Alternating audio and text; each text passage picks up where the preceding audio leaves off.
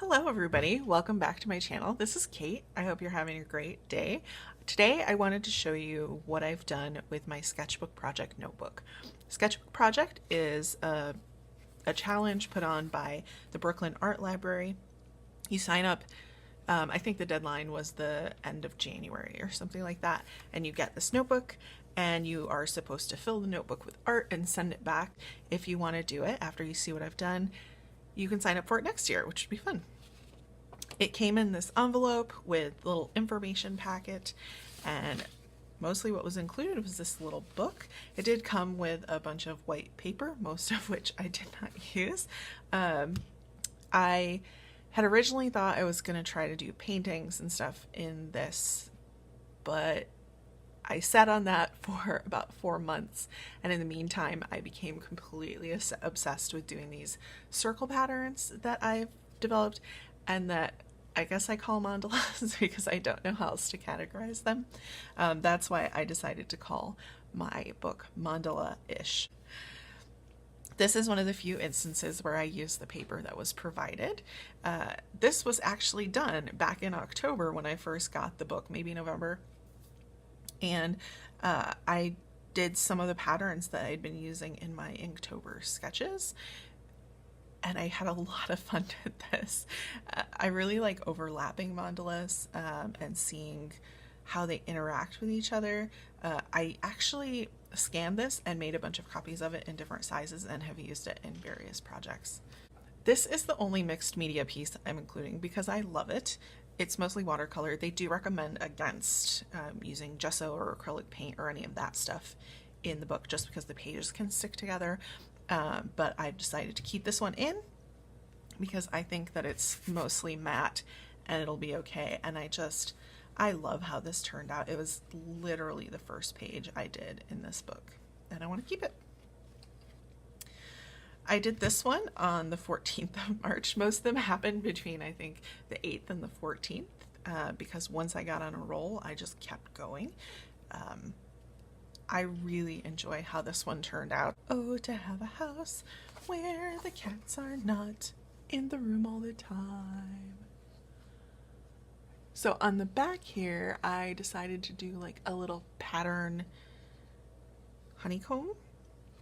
And I just drew a lot of the patterns that I like to use within my mandalas inside the hexagons in metallic and glitter pens.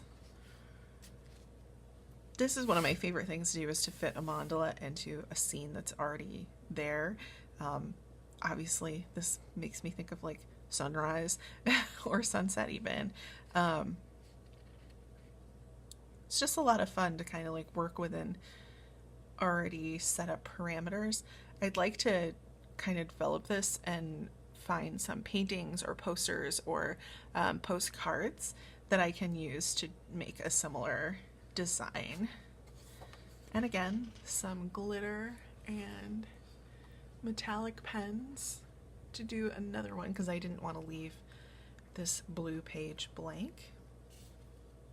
On this one, if you saw my February mandalas, you can probably tell that I used watercolors in the background, the Ken Oliver color bursts.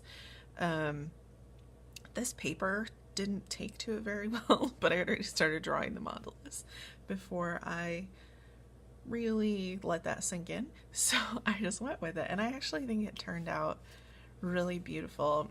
I have been enjoying this month doing smaller mandalas with fewer pattern components, and this one in particular was inspired by that. But this one actually has very few components. It's only like a center, one line, and then a second line. This turned out beautifully, and I did these little dots in this empty spaces. Oh, I just enjoy doing these patterns so much. I didn't do anything on the back of this one because, you know, it's a little bit of a mess. And I did call this one Heavenly Bodies. I didn't give them all titles, but this one I did. And now here, I've been thinking about doing more of this, like drawing and then layering things on top. I think this turned out okay. I actually really like being able to peek through and see what's underneath. might have chosen different colors. Maybe I'll redo it, who knows? But more likely than not, this is what's going back to the Sketchbook Project. I love this paper. It's from Die Cuts with a View. Actually, I think all of the papers I used have been. And this one had a lot of watercolor stuff, but then it was also watercolor florals. So pretty. Oh, and the paper came cut like this. It has a bunch of paper in the stack that is already die cut. It's really cool. Second to last, I call this one Neighborhoods. And I was looking at this paper. I had picked it out, had no idea what I was going to do with it, but I really wanted to work with these white lines. And then I decided I would put the mandalas in as if they couldn't expand past those boundaries. And I like the effect. So it's sort of a play on having them intersect, but in this case, they just like can't break out of the set boundaries. And I did try to use some colors that were similar to what was going on in the paper already. I didn't do anything on the back of this one. You'd think that with the white paper I would, but nope. And then this is the last one. This is very similar to another one that I've drawn. Actually, two others that I've drawn that someone bought from me. I call it Mandalama because who doesn't like a play on words? Anyway, so I used, with this background, I thought it would be really hard to get any pattern to show up, especially if I used light colors, but I actually really love the effect. And of course I love the effect of putting it into a scene that's already there and making it appear as if it's integrated. So that's actually what using these colors helped me do. So anyway, that is, oh, can't forget these. This is what started my idea of having shiny mandalas on the dark background. But as you can see here, I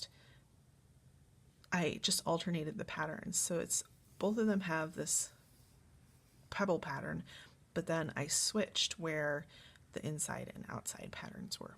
A lot of fun and a completely different impact. So that's it. I am really excited to send this in. I hope that people actually take the chance to see it. I'm still trying to figure out how I'm going to bind it. I do only want to do one point of binding so that people can see the full impact. I don't want to cut off any part of any of the mandalas. So I'm just trying to figure out how to do that without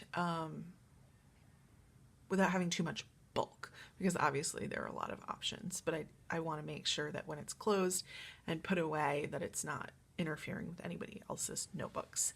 Anyway, thanks so much for checking out my channel. I hope that you enjoyed this video and that you're inspired to do some art of your own. If you want to see my art on a daily basis, I do post every day over on Instagram at Cagelio, and I hope you stop back here to YouTube to see my future videos. Have a great day.